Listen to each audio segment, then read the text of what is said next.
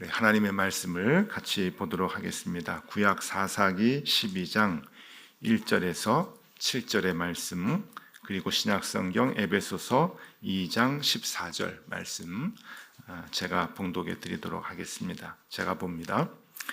에브라임 사람들이 모여 북쪽으로 가서 입다에게 이르되 내가 암몬 자손과 싸우러 건너갈 때에 어찌하여 우리를 불러 너와 함께 가게 하지 아니하였느냐?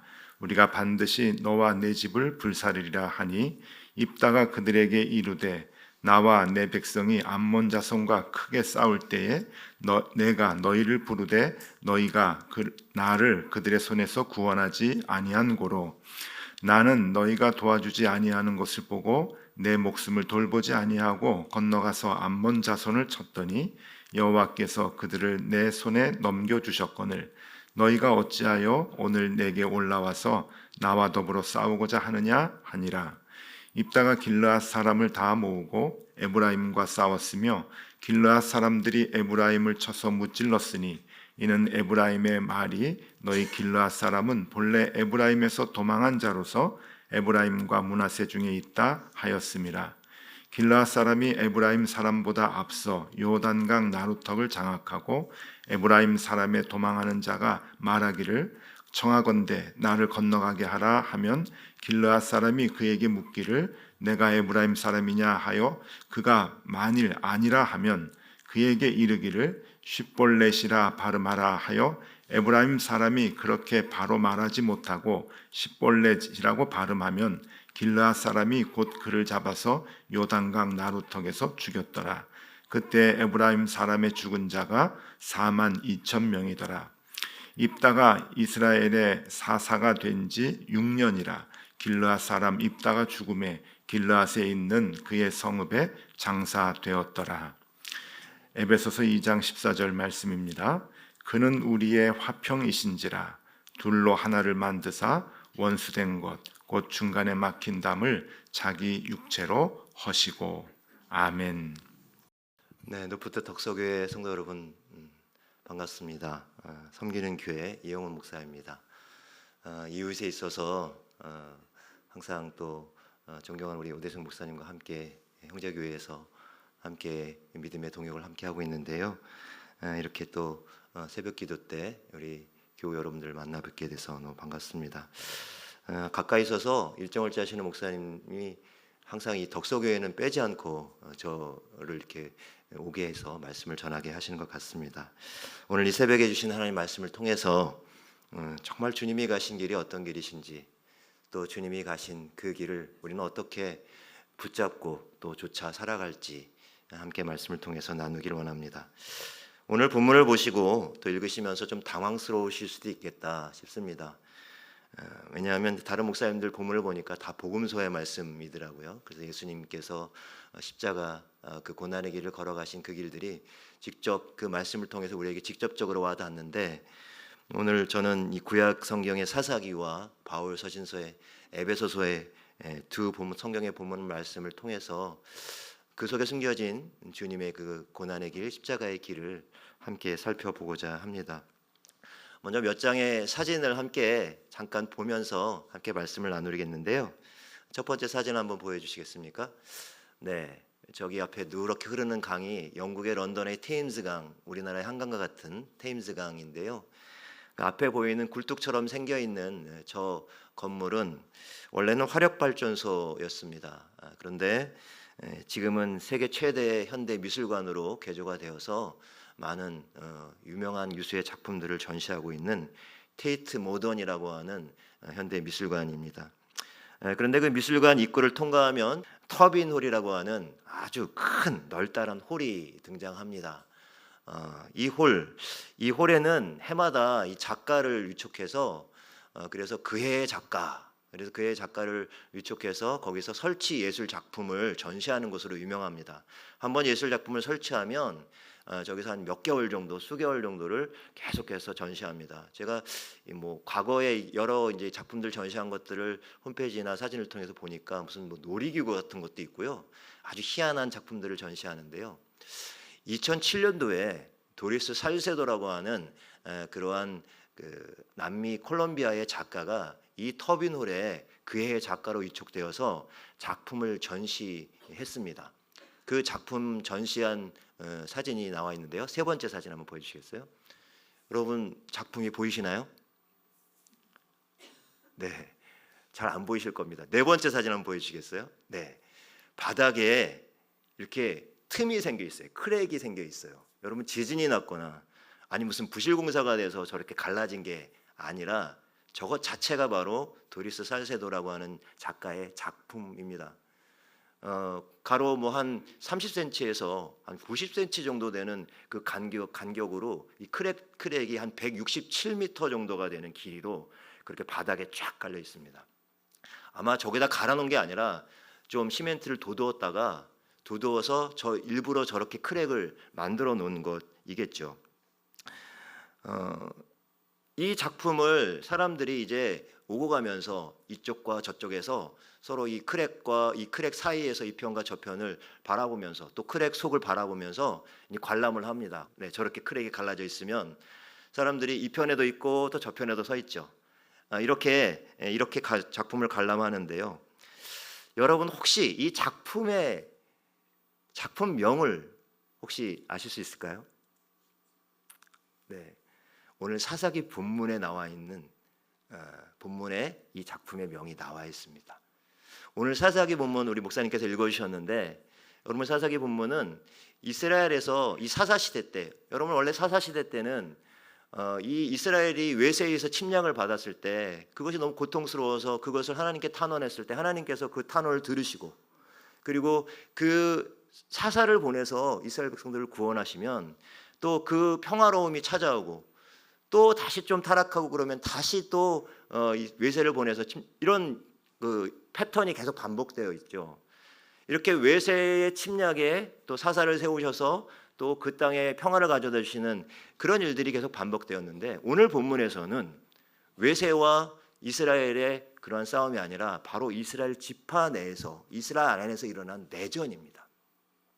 이 내전의 발단은 이 에브라임이라고 하는 지파가 있어요.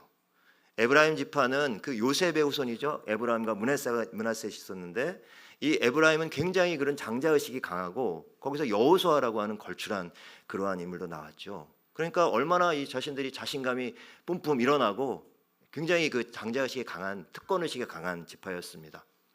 그런데 이 암몬과의 큰 전쟁에서 그 약간 이 에브라임과 므낫셋에서 약간 관련이 있는 길르앗이라고 하는 그러한 그 종족이 그 지파였겠죠. 거기에 있는 입다가 이 암몬과의 전쟁에서 크게 승리하는 것을 보면서 그것이 시기하는 마음이 작동한 겁니다. 그래서 에브라임이 이 길르앗 입다에게 시비를 걸어요. 너희 암몬과의 전쟁에 나가는데 왜 우리를 부르지 않았냐? 우리를 왜 부르지 않았냐? 그러면서 이 길르앗의 사람 입다와 그 길르앗 사람들을 굉장히 모욕하는 말을 계속합니다. 막 너희를 불살겠다 이런 말씀이 나오고 있죠. 그러니까 그 모욕감을 참다 못한 입다가 이 에브라임과의 전쟁을 하게 됩니다. 그런데 입다가 결국에는 이 승기를 잡게 되죠. 요단강 나루턱에서 이 도망치는 에브라임 사람들을 잡는 거예요. 어떻게 잡습니까? 여러분 사투리 아마 이 이스라엘에도 이런 사투리가 좀 있었던 것 같아요. 억양의 문제들이나 이런 것들이 있었던 것 같아요. 여러분 죄송합니다. 우리 경상도 분들 보면은 이 발음이 안 되는 게 있죠. 쌀 해보세요. 그러면 쌀 해보시라니까요. 그래 쌀 이렇게 말씀하시죠. 여러분 이게 그냥 우스갯소리지만 만약 이게 죽고 사는 문제라면 이게 얼마나 살벌한 문제겠습니까? 바로 그런 일이 바로 이 입다와 에브라임 사이에 일어났어요. 도망치는 에브라임 사람들을 붙잡아서 시냇가와 곡식을 의미하는 쉿볼렛이라고 하는 단어를 발음하게 합니다. 여기 쉿볼렛이라는 것은 SH 영어에 쉬할 때 쉬거든요. 이 발음이 안 되는 거예요. 에브라임 사람들이 그러니까 쉿볼렛 이렇게 발음하면 넌 에브라임 사람이야. 그냥 그 자리에서 이렇게 죽이게 되는 거죠. 몇 명이 죽었다고요? 42,000명이 그냥 학살이 된 겁니다. 이러한 비극적인 그러한 동족에서 어떤 상잔의 그러한 비극이 일어났던 것이죠. 자, 여러분 아까 제가 보여드렸던 도리스 살세도의 작품명이 뭘까요? 쉿볼렛이에요. 그 바닥에 크랙이 간 그 작품의 이름이 쉿볼렛이라는 작품입니다. 이 작품을 통해서 작가는 우리 안에 존재하고 있는 어떤 그 차별과 그 경계 이런 것들을 보여주고 싶었던 것 같아요. 그리고 그것이 주는 어떤 공포와 불안과 혐오와 그런 증오 같은 것들을 이 작품을 통해서 표현하고 있습니다. 이 터미널에 깊게 패인 크랙의 그 틈 사이를 바라보면서 관람객들은 이 편과 또 저편으로 갈라져 있는 그런 자신들을 발견하게 되었던 것이죠. 오늘 사사기 본문의 핵심인 이 쉿볼렛 그리고 이 도리스 살세도의 작품명인 이 쉿볼렛의 이야기는 여러분 단지 성경 속에만 있는 것은 분명히 아닙니다. 여러분 인류의 역사 속에서 이런 쉿볼렛 검증의 역사는 계속해서 수도 없이 반복되어 왔고 지금도 계속되고 있지요.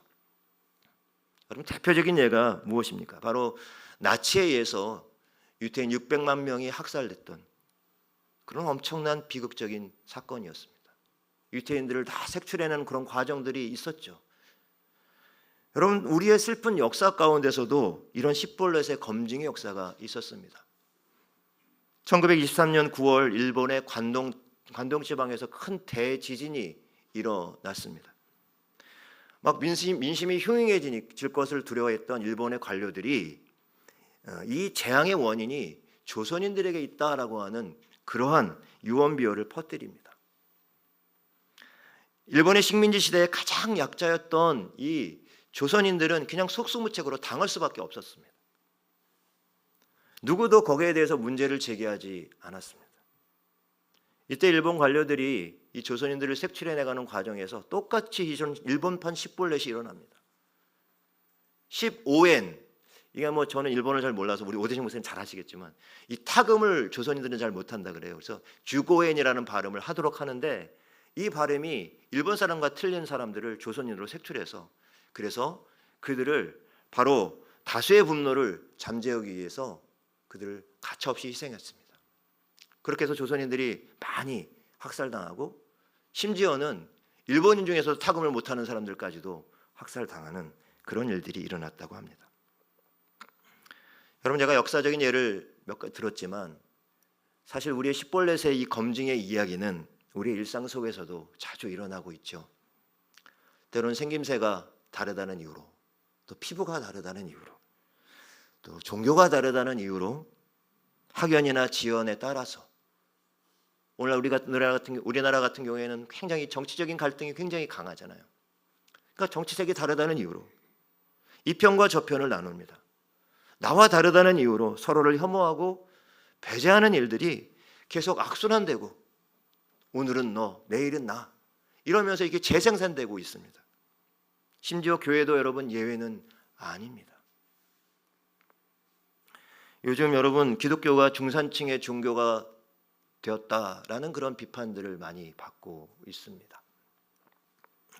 만약 교회 안에서 세상적으로 성공한 사람들은 큰 소리치고 그냥 별 볼 일 없는 것 같은 사람들은 왠지 발을 들여놓기 어려운 곳이 되어버리고 있다면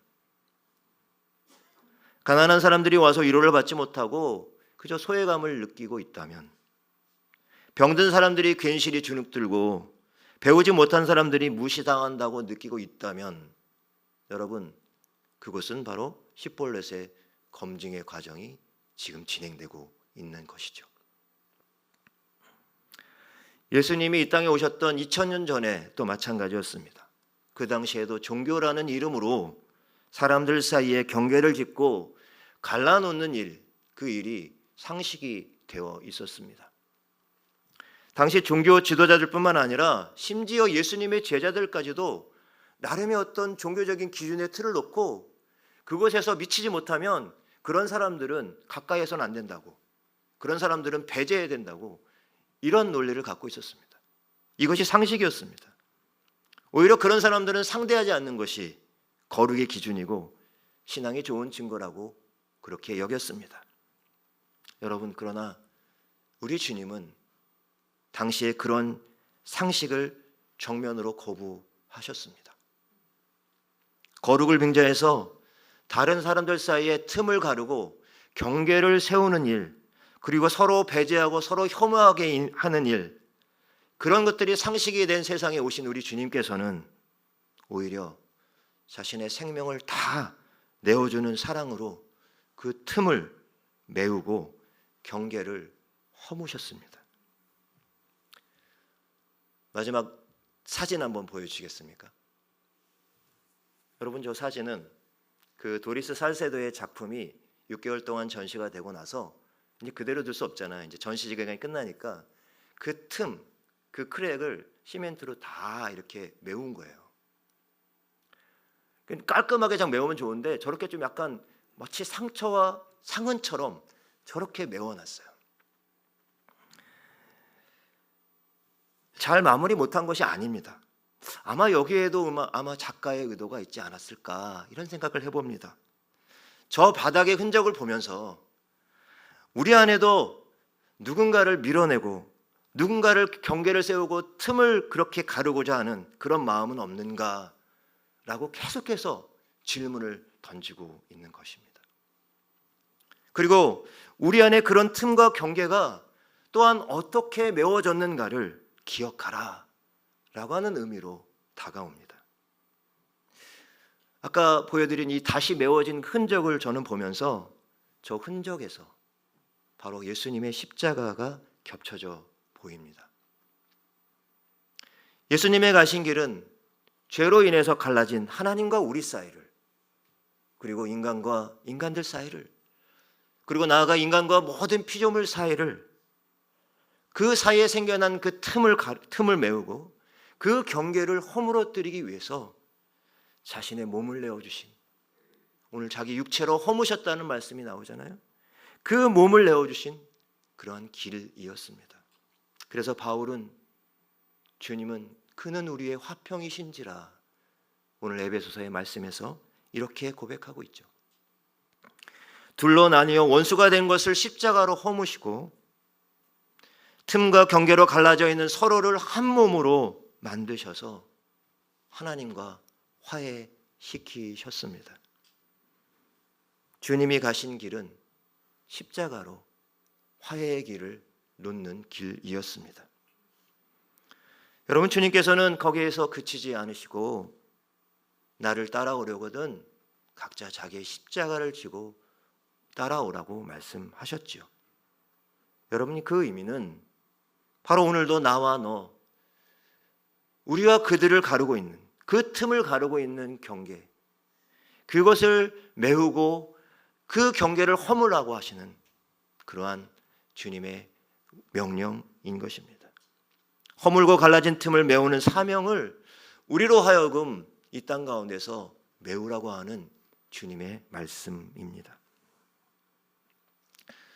여러분, 이렇게 이 틈을 메우고 경계를 허무는 이 화해의 사명을 감당하기 위해서는 우선 에브라임 지파처럼 혼자 교만하고 남을 무시하는 그러한 마음들을 내려놓아야 할 것입니다. 또 입다처럼 무자비하고 그리고 강팍한 마음들을 내려놓아야 할 것입니다. 나와 다른 이들을 분노와 혐오가 아닌 너그러운 마음과 시선으로 바라보고 품어갈 수 있어야 할 것입니다. 왜 그렇습니까? 이미 주님께서 죄로 인해서 둘로 나뉜 그 마음, 우리들을 십자가에서 한 몸 되게 하시고 한 성령 안에서 하나 되게 하셨기 때문입니다. 우리 안에서 이 십볼렛의 검증이 멈춰지지 않으면 계속해서 갈등과 다툼과 상처와 아픔만 악순환될 것입니다. 여러분, 우리가 살아가는 세상이 참 고단하잖아요. 얼마나 많은 틈과 많은 경계들이 나와 너를 가르고 세상을 온통 갈등 천지로 만들고 있습니까? 이 악순환의 고리를 끊어내기 위해서 여러분, 먼저 우리가 서로를 하나님의 형상으로 지음받은 존귀한 존재로 바라볼 수 있기를 바랍니다. 내가 하나님의 형상으로 받은 것은 분명히 알겠는데 쟤는 아닌 것 같아, 이런 마음 우리가 갖기 쉽잖아요. 그러나 하나님께서는 내가 혹시 마음에 안 드는 어떤 그 존재라도 분명히 그도 하나님이 형상으로 지음받은 존귀한 존재라는 것을 우리가 인정할 때 우리의 마음에는 여러분 분노와 시기가 사라지고 미움이 사라지고 너그러운 마음과 좀 더 따뜻한 마음으로 그 사람을 바라볼 수 있을 것입니다. 오늘 십볼렛의 이 역사 우리 안에서 반복되지 않도록 주님의 십자가를 우리의 마음 가운데 깊이 새기고 주님이 열어놓으신 그 화해의 길을 향해서 오늘도 한 걸음 한 걸음 그렇게 나아갈 수 있는 우리 높은 뜻 덕소교회 우리 모든 성도 여러분들 되시기를 간절히 축원합니다. 기도하겠습니다.